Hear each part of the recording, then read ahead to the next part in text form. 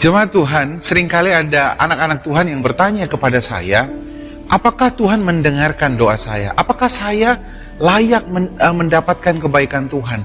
Jangan-jangan Tuhan gak mendengarkan doa saya, karena saya tidak layak, karena saya orang berdosa. Kita sudah mengerti bahwa darah Yesus telah melayakkan engkau. Kau bukan dilayakkan karena kau melakukan hal yang baik. Tuhan tidak mengasihimu karena kau melakukan hal yang baik. Tuhan mengasihi engkau karena darah Yesus telah menyucikan engkau satu kali untuk selama-lamanya, sehingga engkau layak memanggil dia Abba, ya Bapa. Lalu kenapa seolah-olah janji Tuhan, seolah-olah berkat Tuhan tidak terjadi sama saya? Jangan-jangan karena dosa. Banyak orang yang mengutip dari Yesaya 59 ini dan berkata, yang menjadi pemisah antara Tuhan dan kamu adalah dosamu. Yang membuat telinga Tuhan bukan tidak kurang peka untuk mendengarkan engkau, katanya. Yang membuat Tuhan gak mau dengerin itu dosamu. Saudaraku, darah Yesus telah menguduskan engkau. Dia telah melayakkan engkau. 2 Korintus 5 ayat 21. Dia yang telah tidak mengenal dosa dibuatnya menjadi dosa. Siapa itu? Yesus. Karena kita, supaya di dalam kita, di dalam dia, saya, Otto Daniel, dibenarkan oleh Allah. Jadi perhatikan, Yesus yang tidak mengenal dosa menjadi berdosa.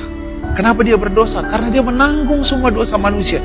Karena dia berdosa, dia harus dihukum, mati di kayu salib, supaya kita yang berdosa dibenarkan oleh Tuhan.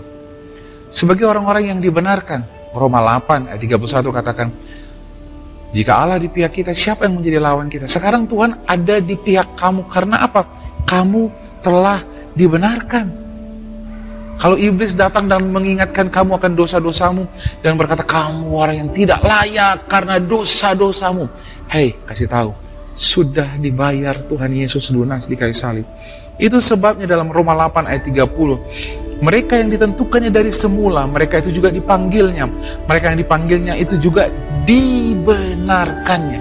Jadi kita dibenarkan karena perbuatan Yesus, mau mati taat di kayu salib.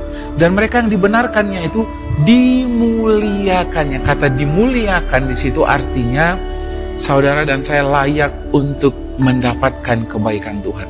Jadi kalau saya berdoa, saya belum melihat kenapa janji Tuhannya belum terjadi dalam hidup saya. Masalahmu bukan di Tuhan, Tuhan ada di pihakmu. Masalah saudara hanyalah iman. Imanlah yang menerima janji Tuhan terjadi dalam hidupmu. Lalu, supaya imannya bekerja, dengarkan firman Tuhan yang benar. Jangan dengarkan yang harus taat dulu baru kamu diberkati. No. Dengarkan firman Tuhan yang melayakkan engkau. Dengarkan firman Tuhan yang membenarkan engkau bukan karena perbuatan. Sehingga saudara akan selalu bilang ketika kamu khawatir, kenapa tidak sembuh, kenapa tidak diberkati, kenapa tidak dapat pasangan, saudara akan menaikkan doamu. Filipi 4, janganlah hendaknya kamu khawatir, tapi naikkanlah doa dan permohonanmu dengan ucapan syukur. Justru kita jadi bersyukur. Terima kasih Tuhan, aku percaya. Nah, ini tipikal orang bersyukur yang benar. Aku percaya jodohku sudah di jalan, walaupun mungkin masih agak jauh gitu ya. Aku percaya berkatku sudah diberikan. Aku percaya aku sudah sembuh. Lihat saudara, karena saya tahu masalah saya bukan Tuhan. Dosa saya sudah dibayar lunas. Masalahnya cuma satu, apakah engkau percaya? Supaya percaya, dengerin firman Tuhan. Berucap syukurlah bahwa janji Tuhan itu sudah diberikan. Kau pasti menerima janji Tuhan. Karena kamu dan saya sudah dilayakkan karena penebusan Kristus. Tuhan memberkati kita semua.